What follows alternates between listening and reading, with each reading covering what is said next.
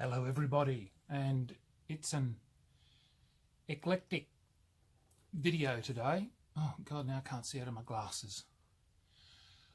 I've been searching for my Ringwell companion, so I've been going through quite a lot of boxes, and as part of going through my boxes I've been finding some hidden gems, and I thought, well, I'd show them to some people, which is, guess what? You, the poor public, so you're going to have to put up with it. Back in the dim dark days of the early 80s, and it was 1983 to be precise, Queensland role players, or more precisely, a group of people who call themselves Dark Star Gaming, did a deal with, I can't remember who it was. I think it was with... No, bugger me. Hang on, I'm going to have a look, see if I can remember who the hell it was done with. That's right, with Chess Sales. That's right, I remember now. Old gun for stock. Anyway, they produced a module which went up for sale. And that was it. Mindbane. Now, I think at the time, the people involved with this, I think we may, or sorry, I shouldn't say we because I'm not part of them, but I'd like to think that I was part of the group, or part of the people. I certainly, well, part of Queensland role players anyway. Proud at the time, certainly, that I think this was the first one published in Australia. If I'm wrong, somebody please point it out. But I think Queensland, as usual, leads the way with many things, and this was the publication that was done by Keith Doan, and well, the module was written by Keith, I'm fairly sure. Well, sorry, it was probably by the group. Oh, sorry, no, Keith. The scenario design was by Keith, and Greg Lane, and Russell Proctor, Joanne Schlitz, and playtesting by Queensland role players. Yeah, so probably myself in amongst them. Who knows? I can't remember that far back, but 1983 it was done. So I actually, at the time, had the foresight. I got these delightful people, or as many of them as I could get, to sign it. How's that for... So I think the only person I didn't get to sign was, who didn't I get to sign it? Ha! Would you believe it or not? Keith Doan. Oh well. Is he an important person? Ah, dear oh dear oh dear. Yes, anyway. Love-hate relationship, I think, maybe. Who knows? But anyway, that was Mindbane. And that's one of my, I suppose, rarities. So there was that. Another one that they did, and this was another one. This was a sort of, I suppose, an in-house, very limited production that was done, and that was Tharlan Manor. And it was bound by Sid Wood & Co. Brisbane, a very, very limited run, this one. So it's sadly the paper and everything that it was printed on, and the way that it was done, sadly it got sticky. So it was not done in the best. As you may see, the print type that they used, or the paper they used, I think it was just photocopy and bound. So sadly, not the best for wear, but once again, a rarity in itself. So Tharlan Manor was another one of those. Yeah, so CanCon 89, Keith went down and ran that. So that was one of those rarities. So yeah, so I found those while I was hunting around trying to find my one of many. That's the problem when I go digging and looking for certain things. I find so many other bits and pieces. But another one that was done was that he also did for the, because he was working at QUT at the time, was that their community newspaper, The Planet, of which I have kept the issues that they were printed in, he did a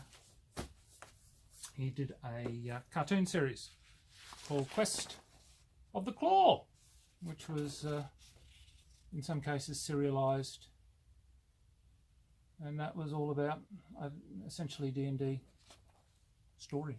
Quite amusing, quite well done, and yes, I've got them as well. Of course, the newspapers have yeah, getting old like me, but again, kept them. A lot of people have said, why the hell have you kept them for? But you know, the stories, the artwork, you know, Keith's artwork is quite good. I haven't seen him produce any of late, but oh well, who knows. But yeah, and the what was the other thing I found? And of course I found the Telegraph from when was this? From the 6th of December 1984, and I was trying to look through it, and I'm trying to find out what the hell did I keep this issue for. And it was because I found here, and I'm reading through it, and of course it mentions ExecuGames, which was where my wife worked. And I'm reading through, and it says here, ExecuGames Storekeeper. Oh, Storekeeper, yes, that's an interesting title back then. But anyway, Miss Michelle Green, that was my wife's maiden name, said the top-of-the-line home computer in stock this year was the Atom Family Computer Module, priced at $1,090. 1984, $1,090. That is, shall I say, a crippling price for 1984. Yeah, so the Atom could be programmed for anything from computer games to business filing, she said. It was perfect for educating children, she said. The Atom was equipped to issue computer printouts, and a number of useful accessories were available for it. The cheapest home computer in stock was a Sega model, which retailed for $299. It was mainly designed for use by school children, she said. Well, there you go. That was my wife back in 1984. I'm glad I kept that. I'll have to go show that to her later. She'll have a giggle because she'll go, did I say those things? I don't remember those things. I can't remember what I said back in 1984. But, you know, as I said, I keep things, and it's wonderful sometimes. You find so many things and people go, what do you keep things for? You know, I lost a lot of things during floods because my place unfortunately gets flooded. And because when I bought this place back in 98, I wasn't aware that it had a flood issue. And sadly, when it did flood, I had a lot of stuff sitting on the floor and I lost so much. It was very sad. But anyway, what I also found when I was going through, because back in the early 80s, I had a friend of mine called Rhys Howitt, who was with the Melbourne University Dungeons and Dragons Association, MUDDA, as they were called. And he would send me their dungeons that they would write. And I've kept them. Well, some of the ones that he sent me anyway, so I don't know how many they actually produced, but, you know, I'm rather pleased. Yeah. So there's one, and so that's one of them that Rhys did. The Necropolis of Pard. So that's one. I'm surprised the obviously better paper quality back then, which surprises me. So there was that. There's another one here called The High Priest's Daughter by Mark Harrigan and Peter Everett. Artwork by Janie. So that's another one that was produced that he sent me. And last was tournament number 4 in 1982, Quest for Bidar by Andrew South. It was a Union Buffet, July the 17th at 1:30 p.m. Organiser was Martin Dick. Teams of 6 $1 for members, $2 for non-members. Oh, geez, that was dreadfully expensive, wasn't it?